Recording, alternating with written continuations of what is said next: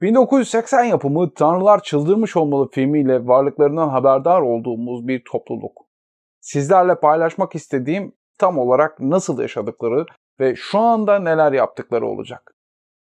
Gelin o zaman Bushmenlerin dününe ve bugününe bir bakalım. Bu film sadece uygar insanları Botswana'ya çekmek için turizme katkı sağlayan bir reklam aracı mı, yoksa uygar dünyaya gönderilen bir manifesto mu? Filmde anlatılan şekliyle 9 ay boyunca Kalahari çölünde su ve yiyecek bulma sıkıntıları olan Bushmenlerin yaşamlarında suç, ceza, şiddet olmadığını ve bundan dolayı da yasa, polis, hakim, lider ya da patron gibi kavramlara ihtiyaç duymadıklarını söylüyor. Tabii takvim ve saat de yok. İnançları açısından son derece iyicil ve pozitif bir anlayışa sahipler. Tanrıların dünyaya sadece yararlı şeyler koyduklarına inanıyorlar. Ve gerçek şükrü yaşadıkları hayatla fazlasıyla hissettiriyorlar. Ailenin ete ihtiyacı olunca avcı av olan canlıya en az acı verecek şekilde bir öldürme metodu seçiyor. Sonrasında yaptığı ise gerçekten medeniyetlerinin hassasiyetini gözler önüne seriyor. Avcı ölü hayvandan ailesinin ete ihtiyacı olduğunu açıklayarak ondan özür diliyor. Onları diğer tüm ırklardan ayıran esas özellik ise mülkiyet kavramlarının olmayışıdır.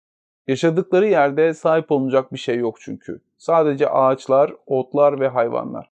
Benzer bir düşünceye sahip Latin Amerika'daki bir kabilenin deyimi geliyor aklıma. Toprak bize ait değil, biz toprağa aitiz. Ki İslam inancında da benzer bir anlayış var. Biz mülkün sahibi değil, emanetçisiyiz denir. Aile yaşantılarında ise küçük gruplar halinde yaşadıklarından aile bağları oldukça derin. Bir Bushman ailesi diğeriyle birkaç yılda bir buluşuyor. Çocuklar ise hiç cezalandırılmayıp ve azarlanmadıklarından dolayı hep uslu. Oyunları şirin ve yaratıcı. Kendilerini doğaya uyarlayarak hayatlarını sürdüren çalı adamların yaşadıkları bölgede de nasıl hayatta kalabileceğiyle ilgili her türlü bilgiye sahipler. Uygar dünyanın hayatta kalmak için sunduğu hızlı ve değişken bilgilerin aksine Bushman topluluğunda aktarılan bilgi daha yalın ve hayatta kalmak için yeterli. Küçük bir çocuk dahi kendi başına yaşamını sürdürebilir ve vahşi yaşam içindeki sorunsal olarak değerlendirdiğimiz şeylerle baş edebilir gözüküyor. Karşılaştırmanın diğer tarafındaki uygar insan ise kendisine çevresini uyarlamayı reddetmiştir. Bunun yerine çevresini kendisine uyarlamıştır. Bu yüzden şehirler, yollar, araçlar ve makineler kurmuştur. Ve zahmet azaltan araçları çalışması için elektrik hatları koymuştur. Ama ne zaman duracağını bilememiştir. Hayatını kolaylaştırmak için çevresini ne kadar geliştirdiyse o kadar zorlaştırmıştır. Şimdi çocukları 10 ila 15 yıl okula gidip bu karmaşık ve tehlikeli habitatta nasıl yaşayacaklarını öğreniyorlar. Tabii ki tam anlamıyla düzgün bir yapı olmadığından eğitim de görece önemli bir faktör oluyor hayatın sürdürülmesinde. Bazen kendinizi çok iyi geliştirseniz bile bu aşırı dinamik yapıyı yaratan rekabet sayıca daha az insana iyi hissettirirken yığınlarca ümitsiz, mutsuz, başarısız ve bağımlı insanlar yaratıyor. Bize kim oldukları hakkında bilgi veren bu film 40 yıl önce çekilmişti. Peki şimdi? Bushmenler hala Kalahari'de mi yaşıyorlar? Hayatlarında bir değişim var mı? Memnunlar mı? Güney Afrika'nın yerli halkı olan Bushmenler bugünümüzde 100 bin civarındaki popülasyonuyla Botswana, Namibya, Güney Afrika ve Angola'da yaşıyorlar. Danimarka'dan biraz büyük olan Kalahari oyun alanı diyor İngilizler. Ben sadece Kalahari diyeceğim. 1000 yıldır avcı toplayıcı olarak yaşam süren Bushmenler 1997, 2002 ve 2005 yıllarında yaşanan 3 büyük açlıkta yaşadıkları bölgeden ayrılmaya zorlanmışlar. Evleri sökülmüş, su kaynakları tahrip edilmiş ve insanlar tehdit edilip uzaklaştırılmış. Şu anda Batı Botswana'daki en yakın kasaba olan Ganzi'ye 1 saatlik yürüyüş mesafesinde olan Nivçade'ye getirilmişler. Burada iki Bushman kadınının BBC'ye yaptığı röportajda Kalahari'den ayrılmak zorunda oldukları günü ve sonrasında yaşadıklarını şu şekilde anlatıyorlar. Polis geldi, evlerimizi yıktı. Eşyalarımızla bizi kamyonların arkasına attı. Ve biz hiçbir şeymişiz gibi bizi buraya bıraktılar. Okula gidiyoruz. ve ülkede en çok konuşulan İngilizce ve Svana dillerini öğrendik. Ancak bu yeni yaşamın çok büyük bedelleri var. Biz tanımadığımız AIDS ve diğer hastalıklara kapılıyoruz. Gençler alkol alıyor, genç kızlar bebek yapıyor. Bizler böyle şeyleri bilmezdik. Her şey yanlış. Evimi ve yaşam tarzımı özlüyorum. Hayat kolaydı. Birçok meyve ve hayvan vardı. Bar yoktu ve bira yoktu. Şimdi kaybolduk. Fakat devlet yerleştirme kamplarında bazı olanaklar da sağlamıştı. Çitlerle çevrili bahçelerde klinikler, okullar, evler var. Bushmenlere yer değiştirdiklerinde her aileye çiftçi olmaları konusunda cesaret vermek için 5 sığır veya 5 keçi verilmiş.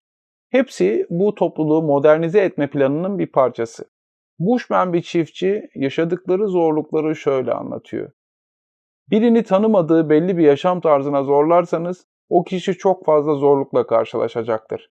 Bizler hayvanlar hastalandıklarında onlara nasıl bakacağımızı, ayak ve ağız hastalıkları gibi sığır hastalıklarını bilmiyoruz.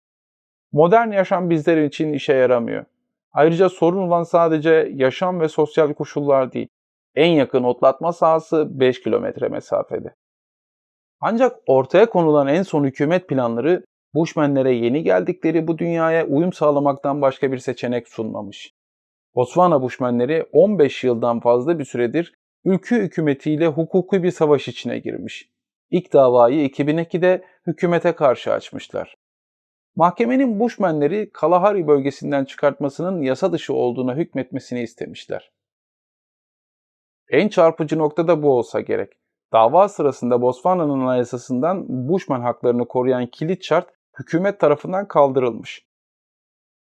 Yaşadığı yerlere geri dönmeye çalışan Bushmenlerin hepsi hükümet tarafından şiddet uygulanarak dışarı çıkartılmış. Bushmenlerin 2006'da topraklarına geri dönme hakkı kazanmasına rağmen sadece dava listesinde yer alan isimlere Kalahari rezervlerine giriş izni verilmiş. Topluluk lideri Roy Sesana şöyle anlatıyor. Bize izin verildi ama ailelerimize verilmedi. Çocuklarımızdan ve eşlerimizden ayrıldık. Ne tür bir yaşam bu? Bunu hak etmek için hiçbir şey yapmadık. Kendimizi beslemeye alışkınız. Şimdi devlet yardımlarına bağlı, tembel ve aptal hale getiriliyoruz. Köpek gibi muamele görüyoruz. Köpek kendi yemeğini evine getiremeyen tek şey. Sahibinin yiyecek vermesini beklemek zorunda. Sonrasında hükümet yararlandıkları su kuyuları üzerine çimento da dahil olmak üzere geri dönüşlerini imkansız kılmak için elinden geleni yapmış. Bushmenler atalarının topraklarında hayatta kalmak için yeterli su bulmakta zorlanırken konuklara kampta yüzme havuzu yapılmış. Sonrasında eski Botswana Cumhurbaşkanı Ian Khama kontrollü alanlarda avlanmanın Ocak 2014'e kadar yasaklanacağını açıklamış. Khama parlamentoya verdiği demeçte birkaç yaban hayatı türünün düşüşe geçtiğini gösteren mevcut bilimsel temelli bilgiler tarafından bu kararın alınmasını gerekli görmüş. Ne komik değil mi?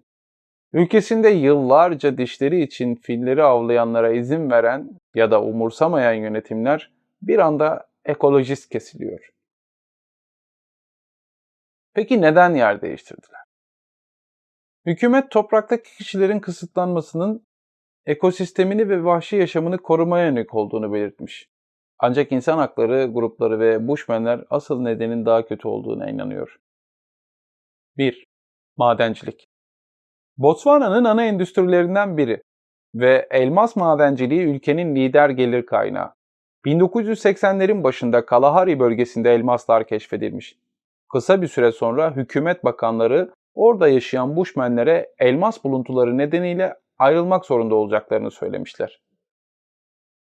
Bölgede aktivite gösteren şirketlerden De Beers, Mayıs 2007'de Bushmenlerin yaşam mücadelesinin şirket imajına zarar verdiğini düşünerek Kop'taki madeni 34 milyon dolara Gem Diamonds'a satmış.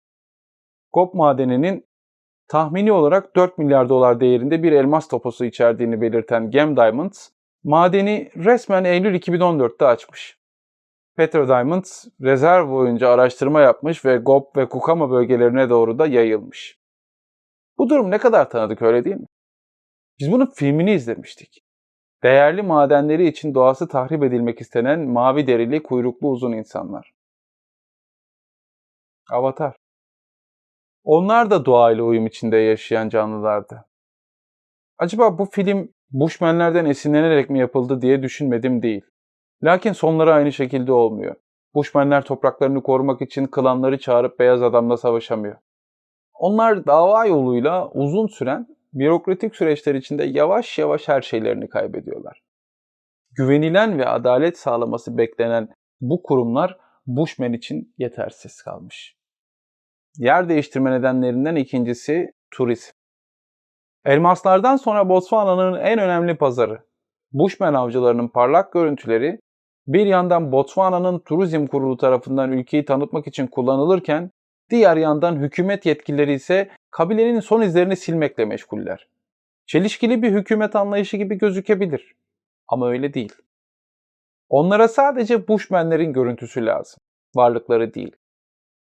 Turistler Bushmen'le avlanma ve hayatta kalma teknikleri hakkında bilgi edinme ve trans dansları yapmalarını izlemek için gezilere çıkarak Bushman deneyiminin tadını çıkarıyorlar. Paylaştığım şu fotoğrafta bugünün ve dünün Bushmenler arasındaki farkı gözlemleyebilirsiniz. 40 yıl önce filmde izlediğimiz gibi yarı çıplak değil artık Bushmenler. Onlara verilen ada uygun bir görünümleri de yok. Çalı gibi bir vücut yapısına sahip değiller. Geleneksel kıyafetleriyle bulundukları tek yer ise geleneksel kulübelerle çevrili yerel turizm köyleri. Sonuç ne peki? Bu insanların hayatları bir sirk hayvanının hayatına dönüştürmüş. İnsanların hayatından bahsediyoruz. Bu insanlar resmen kafese koyulmuş. Müşteriler geldiğinde çık dışarı hünerlerini göster diyen bir yönetim altında her gün biraz daha yok olup öz kimliğinden uzaklaştırılıyor. Genel değerlendirmemi yapacak olursam, Bushmenler 1000 yıl boyunca bu yaşamlarını doğayla uyum içinde sürdürebilmişler. Rahat bıraksalar 1000 yıl daha yaşamaları mümkün. Küçük gruplar halinde yaşadıkları için birçok sorunu kendi içlerinde çözüme kavuşturabiliyorlar. Organize olup kabile içinde fedakarlıkta bulunuyorlar. Yalın ama oldukça medeni bir ahlaksal anlayışa sahipler. Hem doğaya hem de birbirlerine paylaşımcı bir anlayış içindeler ve çalışkanlar. Mülkiyet kavramları olmadığı için hırslı değiller ve istifçilik huyları da yok tabii ki. O ana kadar bu alanda yaşamalarına izin verilmesinin nedeni kimsenin istemediği yerde olmaları bence. Ama sonrasında elmas beyaz adamın gözünü kamaştırıyor ve çeşitliliğe bir darbe daha yapılıyor. Dünyada 60'tan fazla ülkede kabile olarak yaşayan 150 milyondan fazla insan var. Kendi topraklarının sahipleri olmalarına rağmen yaşadıkları hayat stiline saygı gösterilmiyor. Modern yaşam onları tehdit ediyor. Beyaz adamın hırsı ve savaşı genişliyor. Başka dünyalarda başka hayatlar arıyoruz. Dünyamızın kaynaklarını umarsızca kullanarak. Ama dünyamızdaki başka hayatlara saygısızca yaşayarak. Herkesi kendimize benzetmek yerine başka hayatların da var olduğunu kabul etmeliyiz. Ötekinin de önemli olduğu bir dünyada yaşamak üzere. Esenlikle kalın. Sonu olanlara göre sonsuz olan bu dünyada mal ve mülk sahibi olmak için yırtınmak, uygar insana öğretilen bir felsefedir.